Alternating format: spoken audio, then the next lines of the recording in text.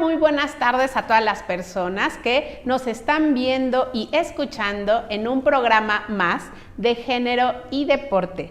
Y fíjense que el día de hoy estamos aquí en el set de la Alberca Olímpica. Ya tenía un tiempo que no hacíamos un programa desde aquí. Me da mucho gusto que ahorita les voy a presentar, pero él es Agni, que va a estar aquí acompañándome en este gran programa. Y recuerden que la intención de este programa es reflexionar, dialogar, por supuesto cuestionarnos algunos estereotipos de género, algunas violencias de género y todo transversalizado en el ámbito del deporte y la cultura física. Así que, como seguramente eres de estas personas que nos ven todos los viernes a las 7 de la noche, porque es uno de tus programas favoritos de la oferta que tiene la Dirección General del Deporte Universitario, pues bueno, te has dado cuenta que los temas han sido mensuales. Y este mes de junio, empezamos a abordar la temática en torno a la diversidad sexogenérica. ¿Y por qué? Bueno, pues sabemos que el 17 de junio se conmemora el Día del Orgullo LGBTQI+. Y bueno, pues el primer programa de junio se platicó en torno a qué significan estas siglas, por qué estas siglas, hay unas banderas, hay colores. Y bueno, si no viste ese programa, te invito a que busques ya sea en Facebook o en nuestro canal de YouTube ese programa. Y también el programa pasado hablamos sobre el lesbianismo. Entonces, seguimos en este tópico de la diversidad sexogenérica y el día de hoy estoy muy gustosa porque vamos a hablar, como ya vieron, el título es Homosexualidad y Bisexualidad en el Deporte y está aquí conmigo Agni Azael Garduño Dávila. Me voy a permitir presentarles con una breve semblanza de él. Él es licenciado en Ciencias Políticas y Administración Pública por nuestra universidad. Es maestrante en Estudios Políticos y Sociales por nuestra institución, la UNAM, y la investigación de posgrado que realiza se titula Puntos de fuga del poder en las teorías queer. Y, bueno, queer, dice acá. Así es, ¿así está bien? ¿Aquí? Sí, justo. Okay. Hacia la posibilidad de un no poder. Actualmente es uno de los coordinadores del Seminario de Estudios sobre lo Implícito y Subjetividades del Grupo 6 y es director del medio estudiantil y revista Afluente, Un Nuevo Encuentro. Sus líneas de investigación tratan sobre movimientos LGBTTIQA+, filosofía política, religiosidades, derechos humanos e implicaciones culturales entre las disidencias sexogenéricas. Asimismo, ha participado en programas de impacto social y estudios académicos con la Arizona State University, la Universidad de La Habana y el gobierno de Japón. Agni, qué gusto tenerte aquí. Muchísimas gracias por haber aceptado la invitación. El placer es todo mío, Ana, y también saludo fraternalmente a toda la audiencia que nos está siguiendo en estos momentos. Bueno, pues como vieron, tiene muchísimo conocimiento del tema, es un hombre joven, pero con muchísima experiencia en esto. Y bueno, pues como hemos dado la introducción, el día de hoy vamos a hablar sobre la homosexualidad, la bisexualidad y el deporte. Entonces creo, Agni, que la gente que nos está escuchando, yo también, quiero saber ¿a qué nos referimos con la homosexualidad y la bisexualidad? Estas categorías que luego se dan por sentado, que ya sabemos, pero luego confundimos o no sabemos. Cuéntale a la gente y me voy a permitir también, no sé si ya se esté proyectando la presentación. Ya, perfecto. Entonces ya le voy a dar cambio. Ahí yo le estoy dando cambio. Ok. Entonces, bueno, aquí está la presentación de Agni. Yo voy a dar paso a la siguiente diapositiva. ¿Te parece bien? Aquí está. Muchísimas gracias, Ana. Pues yo creo que es importante contextualizar un poco cómo surgen las palabras de homosexualidad y bisexualidad, porque parece que hay conceptos que uno creería que han nacido así por toda la historia. Y realmente pues hay como toda una historia detrás al momento de ello y la homosexualidad y la bisexualidad como palabras pues no están tampoco exentas de esto. Los términos homosexualidad y bisexualidad surgen principalmente en el siglo XIX a raíz de los saberes ilustrados y de la modernidad europea, que quería principalmente usar categorías a través de la ciencia para poder clasificar el mundo. Entonces, la homosexualidad empieza a abarcar pues toda una categoría de quienes dirigían su interés sexual, erótico o afectivo hacia personas de su mismo sexo. A partir de la colonización, hay que recordar que pues, Europa coloniza América y todos los saberes sobre sexualidad empiezan también a ser diseminados a lo largo del continente y pues eso marca como toda una tendencia que posteriormente con la ciencia, ya en el siglo XIX y la secularización, pues el propio concepto de homosexualidad y de bisexualidad que empiezan a ser categorías utilizadas por las ciencias médicas, por la psiquiatría, por la sexología, que hay que recordar que también son ciencias que poco a poco se van conformando a lo largo de esa época, van a tener un impacto en la vida de las sociedades europeas, estadounidenses y también, no se diga, en la sociedad mexicana. Es interesante que al menos el concepto de homosexualidad surge en Alemania en 1869 a partir de Karl Maria Kertbeny, quien lo utilizó como una palabra para poder dirigirse al Ministerio de Justicia de la entonces Prusia, que hoy día abarca lo que es Alemania del Norte, en la que solicitaba que el Código Penal de esa época descriminalizara la sodomía, ello aludiendo a que era pues una cuestión natural e innata. Es importante también saber que los científicos de la época de alguna manera trataban de legitimar estos saberes a partir de la ciencia, de la tecnología y también del avance de la medicina para poder generar un consenso. Entonces es como la palabra homosexualidad a finales del siglo XIX empieza a generar como una especie de tendencia en el debate público y esto pues de alguna manera da pie para que posteriormente empiece a ser politizada ya en el siglo XX y también pueda ser utilizada desde distintos bastiones. La palabra bisexualidad también surge al calor como de todas estas teorías científicas sobre la sexualidad. Por ejemplo, Sigmund Freud, en 3 ensayos sobre la sexualidad, habla y dice que la bisexualidad es una cuestión natural en todos los seres humanos y evidentemente en el contexto de su época, que era una cuestión muy cerrada en cuanto a temas de sexualidad, pues genera todo un escándalo en la sociedad. Y posteriormente, así como con la palabra homosexualidad, la bisexualidad también empezaría a ser politizada ya hacia el siglo XX en el contexto de las luchas estudiantiles que florecieron también en los movimientos del 68 y en las marchas de la liberación sexual para, de alguna manera, también criticar un poco este binomio homosexual-heterosexual. E incluso en la década de 1990 se publica el Manifiesto Bisexual por parte de una red de organizaciones en Estados Unidos, de la costa oeste y de la costa este, que de alguna manera también hacen una especie de llamado para desestigmatizar la bisexualidad y todos los prejuicios alrededor de esta. Qué importante esto que nos está diciendo Agni en torno a que estas categorías pues sí son politizadas, ¿no? Tienen todo un contexto histórico y que a veces nada más pensamos la categoría como esta orientación sexual y ya, pero tiene todo un detrás, que es bien interesante esto que nos está nombrando Agni. Entonces, bueno, ya nos estás haciendo este panorama contextual histórico, pero ahora en México, ¿qué es lo que está pasando en México o cómo es que se llevó estas categorías como la homosexualidad y la bisexualidad? Bueno, aquí tenemos un poco de lo que nos estabas diciendo, ¿no? De Sigmund Freud, de este ensayo de la sexualidad y bueno, quien mencionabas que empezó de Karl, ¿no? Sí, Karl Maria Kertbeny. Es interesante porque justo ahí también Alfred Kinsey, quien era un estudioso del comportamiento de los animales en Estados Unidos, publica en 1953 una serie de estudios que también terminan por escandalizar a la sociedad estadounidense, en donde define la famosa escala de Kinsey, ¿no? La escala de Kinsey es, una manera de medir la sexualidad humana que va de 0 a 6. 0 completamente heterosexual, 6 completamente homosexual.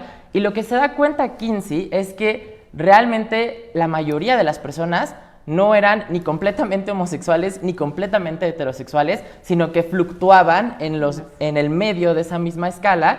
Y ello habla también por parte de los propios, pues de las propias personas que conformaron ese estudio, de una situación en la que la sexualidad no es completamente monolítica, sino que también puede ser fluida. Y de hecho algunas de las personas encuestadas por Kinsey afirmaban que una categoría era imposible para definir como todo el espectro de la sexualidad. Claro, y aparte estamos hablando en 1953. Claro. O sea, también qué estaba sucediendo, ¿no?, en el mundo, y me parece que esta categoría en algún momento fue pensada como una patología, ¿no? Sí. O sea, que se pensaba que era una enfermedad, que era una categoría como cuando estas categorías de biológicas como el intersex, que también se pensaba que era biológico y que después dijeron no, es una patología. Y también se dice que la homosexualidad no tiene tantísimo tiempo en realidad que se despenalizó, digamos, Justo. dentro de las patologías, que la verdad que eso, o sea, ahora lo celebramos, pero imagínense, o sea, mucho tiempo fue como si estuviera la gente enferma si tuviera esta categoría consigo, que se identificara, ¿no? Ok, ¿y aquí? Bueno, ya en 1969 empieza a politizarse todavía más el uso de la palabra homosexual, porque justo en Stonewall, en la costa este de Estados Unidos, hay una serie de disturbios en un bar en donde irrumpe la policía, y ello empieza a marcar como una serie de pues, pronunciamientos por parte de las disidencias sexogenéricas, no solamente de homosexuales o bisexuales, sino también de mujeres trans. Y esto también es muy importante de resaltar: personas racializadas o que provenían también de los márgenes sociales se empiezan también a manifestar públicamente en torno a su sexualidad, justo como tú comentabas, para quitar el estigma de la patologización de lo que implica o de lo que implicaba en ese entonces la homosexualidad y la bisexualidad. Y posteriormente, en la década de 1980, con la crisis del SIDA, pues ello todavía genera incluso entre la sociedad estadounidense y a nivel internacional un mayor estigma hacia las personas homosexuales, hacia las personas bisexuales. Y pues esto también implicaba incluso una serie de críticas por parte de todos estos colectivos de las disidencias sexogenéricas hacia la invisibilización por parte del Estado hacia cuestiones de salubridad pública que de alguna manera no les llamaba la atención atender en ese entonces.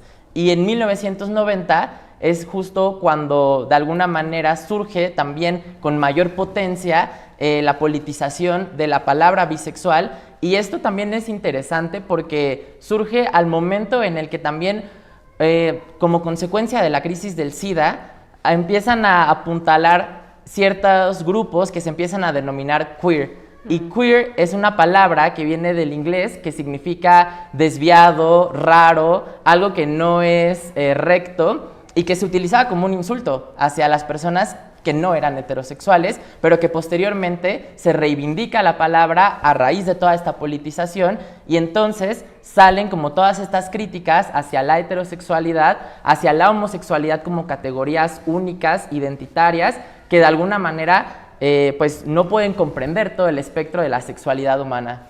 Y fíjate que hay una resistencia a veces, ¿no? Siempre polarizamos, o es esto o es esto. Justo. Y esta importancia de los matices, así como estos matices de color, que la gente que estudia el color dice, es que no, hay color, el azul, no sé cuál, aquí también la sexualidad es todo un bagaje, un panorama tan amplio. Oye, y ahorita que estoy viendo lo de los disturbios,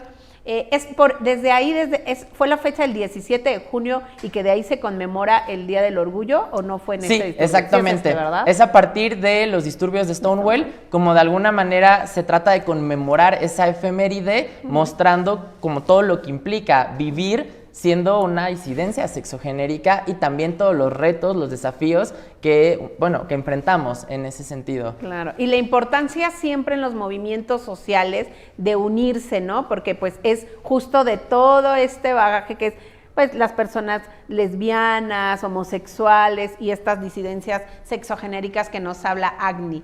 Y bueno, pues esto del manifiesto bisexual, este manifiesto bisexual, ¿qué es? ¿Qué nos referimos? El manifiesto bisexual surge en la década de 1990 en una revista que se llama Anything That Moves Beyond the Myths of Bisexuality, que traducido al español sería cualquier cosa que se mueva más allá de los mitos de la bisexualidad, en donde se publica este manifiesto que es completamente gratis, o sea, si uno lo busca tal cual en internet lo puede encontrar en el primer link, en donde distintas organizaciones que ya se habían de alguna manera comprometido con la sensibilización del tema de la bisexualidad, pues lanzan esta publicación dando una serie de definiciones muy diversas sobre la bisexualidad para desestigmatizar el prejuicio hacia las personas bisexuales, porque incluso se dice, ¿no?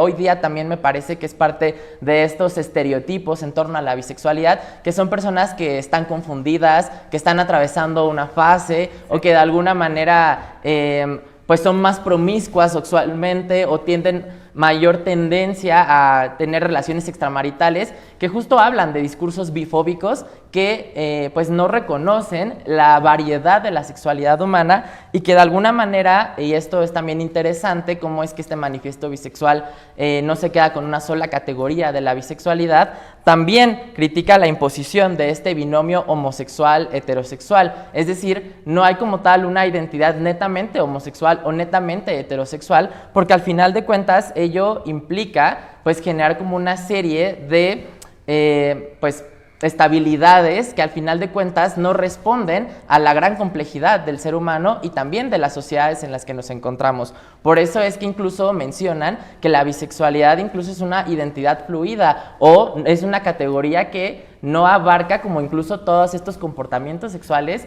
o de todos estos deseos y afectos que tienen hacia sí mismos, hacia sí mismas. Oye, y por ejemplo, ahorita que veo la fecha, 1990, ya tiene algunos años, ¿sigue vigente o hay como nuevas ediciones o no sabemos?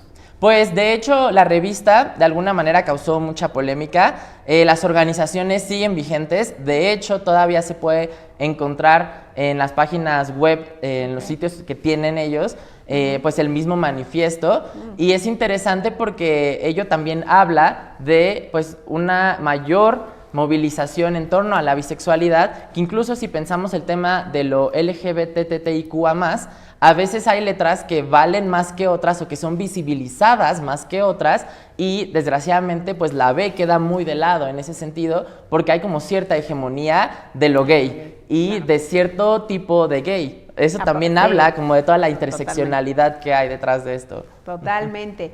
Bueno, a ver, vamos en la que sigue. A ver, el virreinato. Pues hablar también de la homosexualidad y la bisexualidad en México es como todo pues un ejercicio reflexivo porque es interesante cómo es que al menos cuando se establece la colonia, bueno, el virreinato de la Nueva España, como tal no existe la palabra homosexual, pero se utiliza el pecado nefando. Y el pecado nefando va a referirse a los actos de sodomía, es decir, a las relaciones sexuales entre dos hombres y que van a ser condenadas por la Inquisición y posteriormente pues por las autoridades virreinales. Entonces es importante resaltar que al menos en el continente americano había muchas manifestaciones de sexualidad y de género que probablemente resultarían un tanto complicadas de entender a partir de los conceptos que hoy día pues comprendemos como homosexualidad o bisexualidad, porque era una manera distinta de abordar ese tipo de temáticas y en la que se vivían. Entonces cuando llega Europa a América a través de la conquista, pues impone también esa visión sobre la sexualidad en el resto del continente y pues ello posteriormente va a hablar en el siglo XIX ya de una cuestión en la que pues el pecado nefando o la sodomía van a ir transitando o mutando poco a poco hasta la aparición de la palabra homosexual.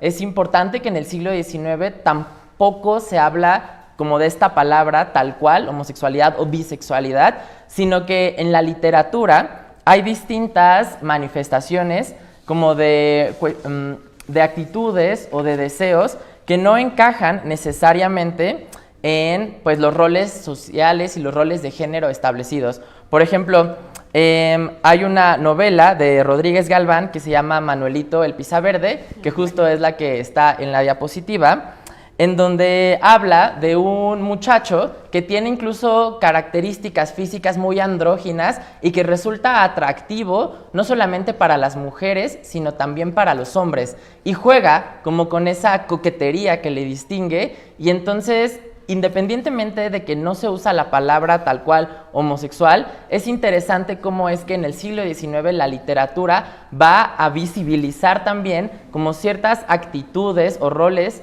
sociales que no encajan necesariamente en los roles de género que de alguna manera se empiezan a ir imponiendo, ¿no? Las mujeres en el aspecto privado, los hombres en el aspecto público, y este tipo de personajes, por ejemplo, se van a, bueno, la literatura les va a llamar los afeminados, ¿no? Que son estos hombres que no encajan en los estereotipos de ser hombres, sino que se desvían de esa norma y que de alguna forma también hablan de otras maneras de expresar el género y de cómo vivirlo.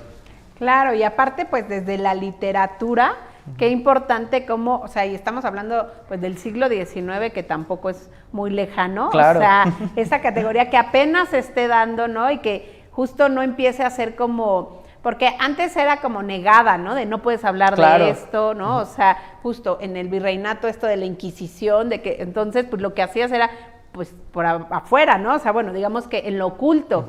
Entonces, si no se ve, pues mejor no se nombra y así. Bueno, pues qué importante esto. ¿Y qué más en el escándalo de los 41? Bueno, esta yo creo que es lo que más conocemos, ¿no? En 1901. Sí, exactamente. Es interesante porque, como bien lo comentabas, Ana, se pasa un poco de la clandestinidad al escarnio público. Sí. Y eso sucede mucho a partir de este escándalo que se da el 17 de noviembre de 1901 en la Ciudad de México, cuando una redada de policías irrumpe una fiesta en la que se encuentran a hombres bailando con otros hombres disfrazados de mujer, y que de alguna forma eso pues genera como todo el chisme o incluso toda esta escandalización en la sociedad porfiriana. Y más porque se trataba de hombres de clase alta, aristócratas, y pues justo está también este mito, ¿no? De que son 41, pero en realidad fueron 42, porque ahí estaba metido el yerno de Porfirio Díaz, pero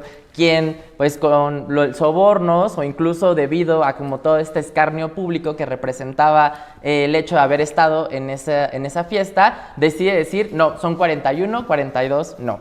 Y justo, bueno, lo que sucede con los 41 es que la homosexualidad empieza a ser una cuestión de debate público que posteriormente con la Revolución Mexicana va a tener como ciertas características o incluso empieza a ser denostada a partir de la construcción del Estado-Nación. Y esto se va a ver muy claro en la idea del nacionalismo y de cómo es que se van asociando ciertos estereotipos a los hombres y a las mujeres, y que la homosexualidad incluso se le empieza a pensar como una cuestión decadente, ¿no? La Revolución Mexicana, entendida como esta idea en la que pues, los campesinos y los obreros se alzan en contra del régimen de Porfirio Díaz, y que posteriormente el Estado posrevolucionario va a enmarcar en una cuestión no solamente política, sino también social y cultural, va a traer la idea de que el ideal o el tipo de hombre ideal que necesita el naciente Estado-Nación es el hombre viril, masculino,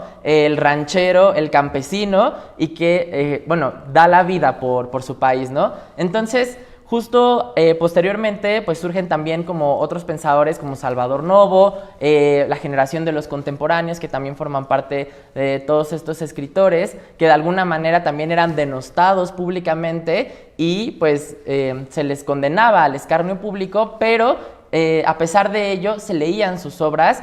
Y que ya una vez que de alguna manera pasa como todos estos años 20 y 30 en el siglo XX mexicano, pues el cine de oro iba también a ser muy importante al momento de representar los ideales y los estereotipos de lo que implicaba ser el hombre o ser la mujer en la sociedad mexicana. Y aquí traigo como unos casos como muy interesantes. por ejemplo, de películas que hablan también de la homosexualidad, bueno, que tienen tintes sutiles sobre la homosexualidad y la bisexualidad. Por ejemplo, Muchachas de uniforme, de Alfredo Crevena, esta película de 1951, inspirada en una obra de teatro alemana, narra la historia de una alumna que se enamora de su maestra. Entonces, pensar que esta película fue proyectada en 1951, representó pues, todo un escándalo también dentro de la sociedad mexicana hacia las denominadas buenas costumbres, ¿no? Porque incluso eso es muy importante de matizar aquí. En México, como tal, a diferencia de otros países en donde la homosexualidad fue duramente castigada y reprimida y establecida incluso dentro del Código Penal, aquí se utilizaba el argumento de daño a la moral y a las buenas costumbres, utilizado por jueces y policías para irrumpir en estas reuniones y también para condenar a las personas que no se adecuaban a los roles de género de la misma época. Y ahora que también estamos metiendo temas de homosexualidad masculina, femenina y bisexualidad, es interesante porque también resulta curioso cómo algunas películas, como la de A Toda Máquina, de Ismael Rodríguez, donde sale Pedro Infante y Luis Aguilar, si bien no se habla como tal de homosexualidad o bisexualidad, hay cierto subtexto en la película en donde pues la historia es como en torno a que llega una mujer a ser el motivo de separación de una amistad entre dos hombres, ¿no? Pero que se puede reinterpretar de una manera también muy distinta. O por ejemplo, Tintorera, en donde sale Andrés García de José Carmona Jr., justo también hay como una especie de vínculo amoroso entre los dos protagonistas hombres y la mujer que también irrumpe en ello, ¿no?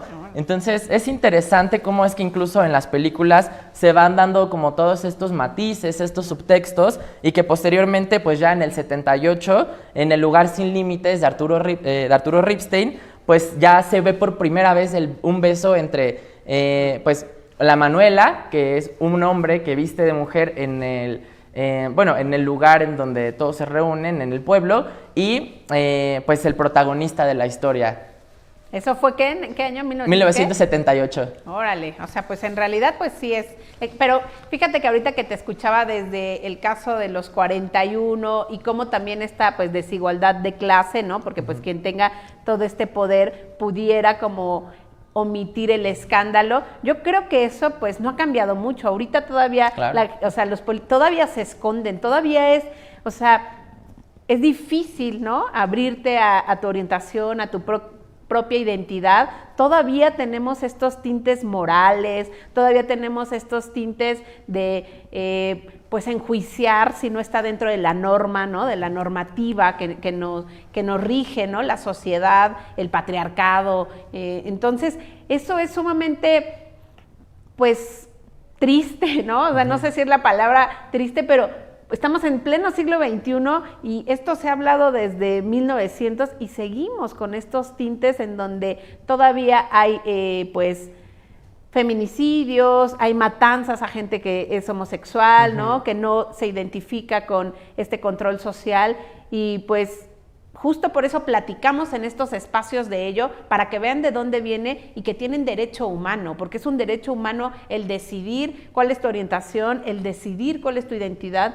cuál es tu expresión de género, y nadie tiene como esta postura para decir no lo hagas así nada más porque la sociedad dice que tiene que ser de una sola forma, como tú decías, ¿no? Este panorama de o es así, porque si no cuadras en ello estás mal.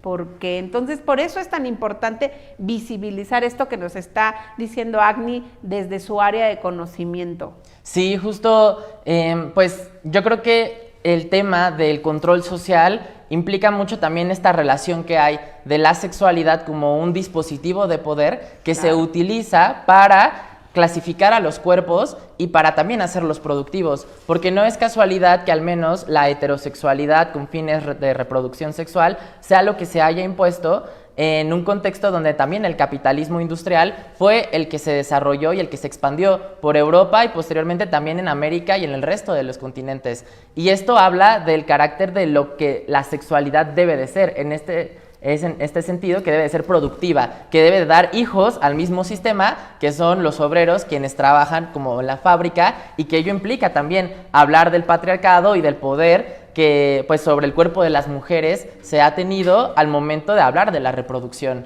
Claro. Bueno, y aquí seguimos con el recorrido, ¿no? Sí. Justo en 1971, pues surgió el Frente de Liberación Homosexual en México, encabezado por una activista y también escritora de magníficas obras de teatro, Nancy Cárdenas, quien ella pues mostraba a los medios ser abiertamente lesbiana. Entonces es interesante cómo es que en la década de los 70s se empiezan a amalgamar todos estos movimientos sociales, también en un contexto en el cual hay muchísimo descontento político y social por parte de varios sectores de la sociedad. Por ejemplo, pues tenemos el caso del 68, ¿no?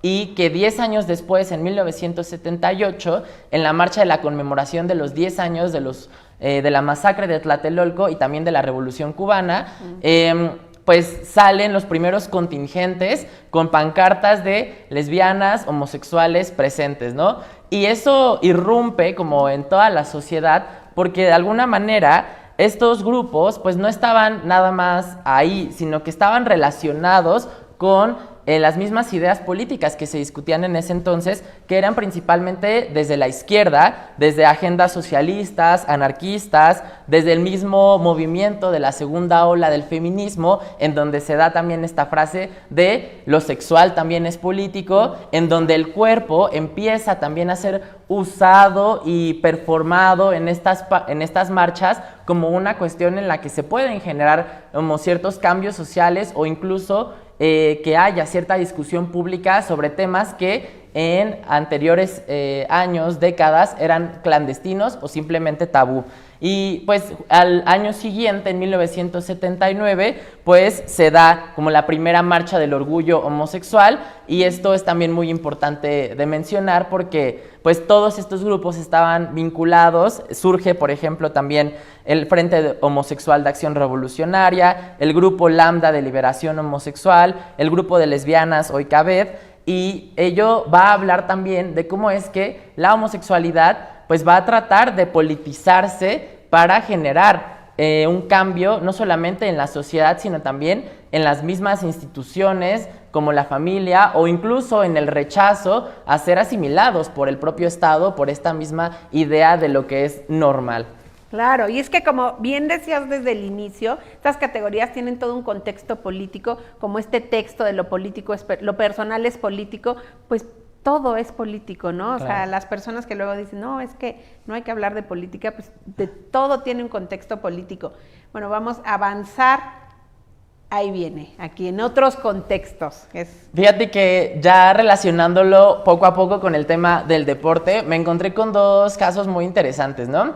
El primero es pues una película que, pues, The Iron Ladies, o Las Chicas de Acero, que la dirigió el director tailandés Yongju Tongton, en el 2000 aparece, y justo habla de un grupo de voleibol conformado por pues, hombres homosexuales, pero también por personas Kathoey. Y Kathoey podía referirse o podía entenderse un poco como este tercer género que es muy particular de Tailandia y que pues es una categoría que también se aleja un poco de estas nociones occidentales sobre hombre, mujer, homosexual, bisexual o trans, sino que implica algo que es distinto a ello. Entonces, es importante que al menos visibilicemos también en otro tipo de contextos cómo es que la sexualidad va a tener diferentes respuestas y también resistencias por parte de las comunidades. Y en esta película pues está basada en un hecho real que sucedió en 1996 justo por un grupo de personas homosexuales y Kathoey que de alguna manera compiten en el campeonato nacional. Y pues ello a partir de cómo es que sufren no solamente la discriminación o la estigmatización, sino también en el ámbito del deporte, el hecho de que en las competencias no se les tomara en serio o incluso no se les permitiera participar en ellas. Y pues esto también me pareció relevante porque también apenas hace unos días en Tailandia el matrimonio igualitario fue recién aprobado. ¡Órale! Y aquí ya que celebramos, ¿hace cuánto en México? Ahí el dato no lo tengo yo. Fíjate que en México lo tengo, me parece que en 2022 ya es legal en todo en todo el país. ¿Cuánto nos hemos tardado, Bastante. no? Ahí Justo. también las personas que son del ámbito jurídico, o sea, sí nos hemos, las leyes es lo que nos rige y es bien difícil cambiarlas, ¿no? O sea, pues yo sé que es todo un proceso, ¿no? Y un procedimiento largo, pero bueno, pues también esta es de 2000, o sea. Claro, en el 2000, y en México justo la diferencia es de 12 años, porque en 2010, apenas el 4 de marzo, empieza el matrimonio igualitario a entrar en vigor en el 2010, y fue hasta el 2022 que ya de alguna manera se legaliza en todo el territorio. Entonces fueron 12 años no solamente de luchas constantes, sino también de visibilizar el tema de las disidencias sexogenéricas en el espacio público y también, como tú lo mencionas, en el ámbito de los derechos humanos. Claro, por supuesto. Y sí, pues aparte, pues nos estamos yendo a otra cultura, ¿no? O sea, Tailandia también es, o sea, otro contexto al occidente, pero que también permea, ¿no? O sea, cómo esto es mundial. Y así, o sea, tiene un alcance que no nada más es en Latinoamérica, que no, o sea, es un alcance mundial. Qué importante. Y de acá de Li Ying. Es interesante porque también, pues más allá de que, bueno, Li Ying es una futbolista, ella ahorita está jugando en la selección nacional china, y es interesante porque en 2021, a partir de la red social Sina Weibo, que es como el Facebook de China, publica su compromiso con su novia, y ella no es que se declare como tal lesbiana, sino utiliza el término Lala.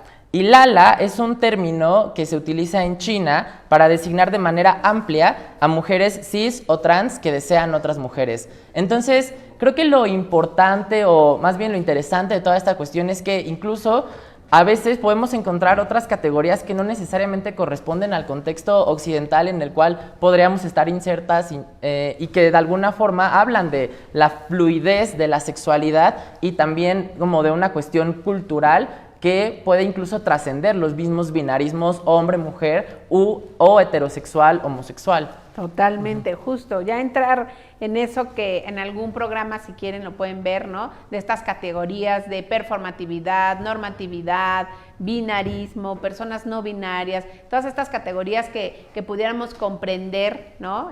Un poco más teórico, ahí en algún programa de género y deporte lo pueden consultar. Y bueno, pues yo este caso no lo sabía, pero pues es sumamente reciente, o sea, 2021. Sí, exactamente, reciente apenas. Le voy a dar siguiente. Claro. Bueno, pues ya un poco abocándonos al tema de la sexualidad y el deporte, ¿qué es lo que ha sucedido en México? Al menos es interesante observar cómo es que este tema de la homofobia, la bifobia, ha generado también un impacto en la vida, pues, de las personas, y ello ha propiciado a crear como ciertas ligas o ciertas comunidades que empiezan desde el ámbito muy local, como desde la colonia, desde reunirte con tus amigos, con los vecinos, y que poco a poco pueden ir escalando a nivel nacional, regional o incluso internacional. Aquí traigo, no son todos, pero son algunos. Por ejemplo, la League Gay de MX, que es la Liga Mexicana de Fútbol Lésbico, Gay, Bisexual, Transexual, Transgénero, Travesti e Intersexual, tiene sede en la Ciudad de México, y justo uno de los principales motivos por los cuales emerge es para romper este estereotipo de que el fútbol es para machos, ¿no? A veces también los deportes se les piensa que son o del género masculino o del género femenino, y ello pues también implica cómo es que el deporte puede ser utilizado para reproducir relaciones de jerarquía y de dominación, y que pues de alguna manera también se escandalizan o más bien se mueven como todas estas barreras y prejuicios cuando sale alguien que no necesariamente sigue ese patrón heterosexual o cisgénero. Entonces, la Liga Gay es me pareció como muy interesante ponerlo acá porque también surge para combatir este estigma que cae sobre las personas de las disidencias sexogenéricas de ser personas drogadictas o que siempre están en la fiesta, y que eso también ha generado pues una serie de estereotipos y de marginalizaciones al momento del que hablamos sobre disidencias sexogenéricas y deporte. O sea, también hay muchos casos, solamente que no hay una visibilidad en torno a ellos, como en el deporte, por ejemplo, en el fútbol, en el caso de los varones, ¿no? Entonces es importante también cómo es que podemos ir ligando poco a poco este tema de la sexualidad con el deporte y con ejemplos o con pues proyectos que van sucediendo en nuestro país y también en distintas entidades. Otro de ellos es el equipo Lobos, quien también está pues justo creando un ambiente libre de discriminación en 2004. Justo las sedes que actualmente tiene se encuentran en Guadalajara y Ciudad de México, y pues es pionero junto con el Club Halcones en de alguna manera generar un ambiente en donde no existan estos espacios de discriminación y de estigma al momento de practicar el fútbol, ¿no? Y es interesante porque también han organizado pues campañas de detección de VIH, no discriminación. Luego también está la Liga Stonewall, que tiene su sede en Guadalajara. El lema me pareció muy interesante, es aquí jugamos todos, ¿no? O sea, todas las personas, independientemente de su orientación sexual, juegan y son validadas, y pues generar también espacios incluyentes y apoyar como el talento que existe a través del networking, que es otra de las, de como las habilidades o de las estrategias que estos mismos proyectos permiten. Los Gay Games, que también están ahí, creados en 1980. Es interesante porque Guadalajara fue sede apenas en 2023 de esta iniciativa. Y bueno, Didesex, Diversidad, Deporte, Sexualidad, fundada por Rafael Villanueva, quien me parece fundamental al momento de abordar el tema de sexualidad y deporte.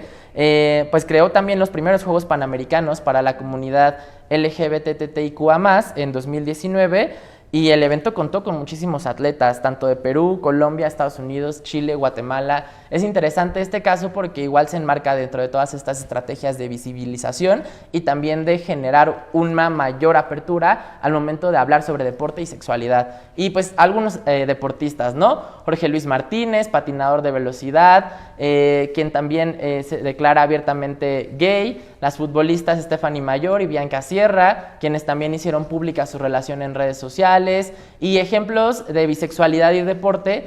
Es interesante cómo es que comentábamos hace rato, ¿no? Que hay veces en las que hay como cierta hegemonía de ciertas letras. De la bisexualidad es también algo de lo que, si ahorita hablar de bisexualidad resulta como una cuestión complicada, ahora en el deporte resulta todavía más, por el tema de que todavía siguen pesando muchos prejuicios, pero pues ya hay deportistas que lo han declarado abiertamente, como Yoreli Rincón, futbolista colombiana, y también Daniel Leiva, quien es un atleta cubano y estadounidense. Claro. Que también fíjate que hemos platicado de cómo los medios de comunicación tienen un impacto importante de cómo es que miran esto, porque cuando fueron unos Juegos Olímpicos de un clavadista que se puso a tejer, sí, en lugar de ver el acto deportivo, de cómo destacaba en el deporte, ya vieron que teje y que es gay. O sea, también esto me parece que es violento, ¿no? O sea, que no nada más veamos si es de cierta orientación, sino el acto que está ejerciendo, la importancia que es el deporte y lo bueno que ejecuta, independientemente sea su orientación sexual, o claro, darle un espacio, siempre nombrarlo, ¿no? Pues te permite, pues, darle la importancia a las personas, pero creo que también luego eso es importante en los medios de comunicación, cómo visibilizan el es gay y ponen la foto tejiendo en lugar de echando el clavado, porque justo pasa a segundo término lo del deporte. Sí, hay una obsesión de la sexualidad, al menos en Occidente, en donde siempre se trata de buscar, ¿no?, la orientación para después clasificar, y que esto, como ya hemos platicado, tiene pues raíces desde el siglo XIX y que hoy todavía siguen siendo reproducidas. ¡Tema! Exactamente. Y ya, bueno, como un poco para ir cerrando, me pareció interesante retomar un caso, ¿no?, que es el de la FIFA.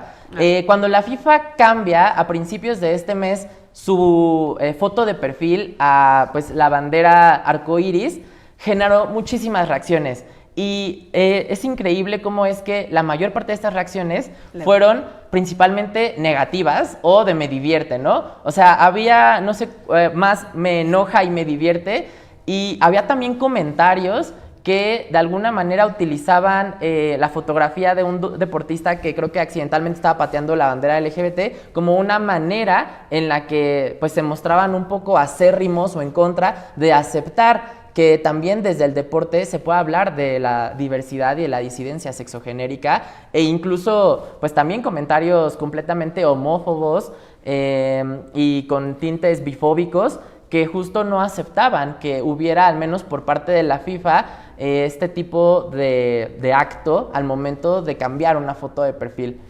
Órale. Sí, aquí vemos son 158,000, me enoja. Claro. ¿No? O sea, y justo ahí los comentarios, ¿no?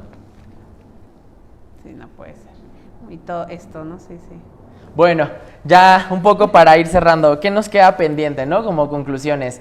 Pues yo creo que en primer lugar, homofobia, bifobia y también transfobia han mantenido relaciones de desigualdad y actos discriminatorios no solamente en el campo deportivo, sino también en su visibilidad y en la relación y en el impacto que esto tiene en medios de comunicación, pero también en redes sociales.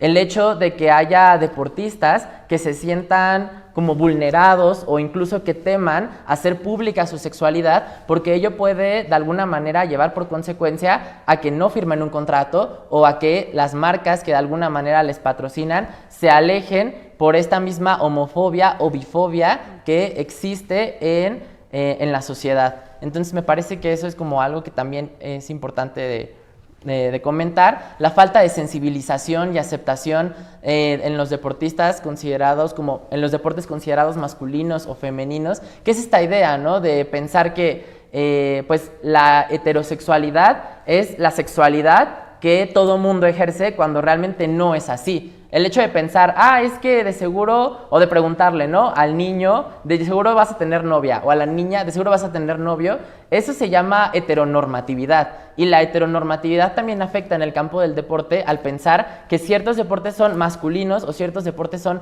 femeninos, y el hecho de que haya una persona que de alguna forma no cuadra con ello y que su sexualidad incluso es distinta a la heterosexual, pues se ha visto por comentarios incluso de entrenadores deportivos o incluso por posiciones, por posicionamientos de organizaciones que pueden de alguna manera caer también en estos discursos de odio. En tercer punto, pues la brecha de visibilidad y de representación en eventos, equipos deportivos y atletas, así como en los incentivos económicos y en los salarios, ¿no?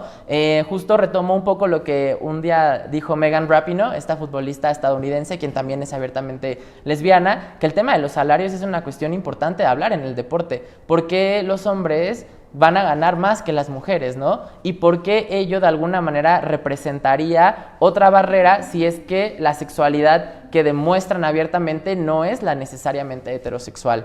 Entonces, me parece que eso también es una cuestión que es importante de abordar hoy día al momento de tratar estos temas y finalmente, pues replantear el deporte más allá del sistema sexo-género.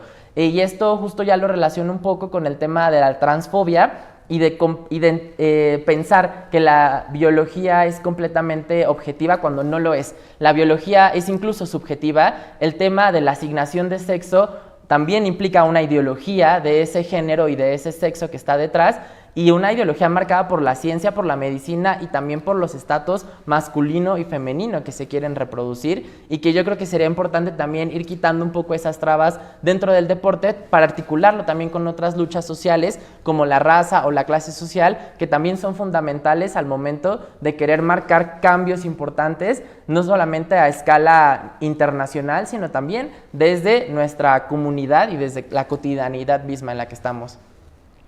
Bueno, pues se nos terminó el tiempo aquí con Agni, la plática, pudiéramos estar otras 2 horas seguramente porque hay mucho que platicar, hay mucho que cuestionarnos, que creo lo más importante o lo que buscamos es que las personas que nos están escuchando y nos están viendo, que les generen dudas, cuestionamientos, reflexión, que platiquen y digan qué piensan, yo no había pensado esto, tiene razón, no tiene razón, que argumentemos y que sea tema de debate, porque eso es lo que buscamos. Y que sí, a veces puede incomodar, pero lo que incomoda puede transformar. Entonces, creo que en el ámbito deportivo hay que nombrar la bisexualidad, las categorías como son la homosexualidad, y bueno, pues qué mejor con una persona experta en el tema, en esta área de conocimiento.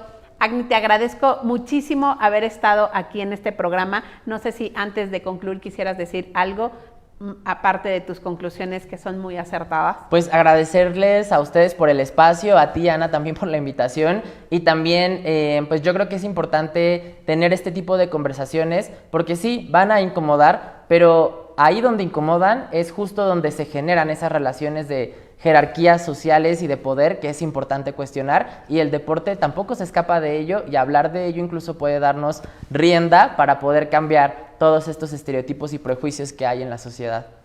Así es. Y bueno, pues muchísimas gracias, Agni Azael Garduño Dávila, quien es licenciado en Ciencias Políticas y Administración Pública y maestrante en Estudios Políticos y Sociales de la UNAM. Muchísimas gracias por estar aquí. Muchas gracias a ustedes. Y bueno, pues nos vemos el próximo viernes a las 7 de la noche. Seguimos con estos temas en conmemoración al 17 de junio de el orgullo LGBTQI+.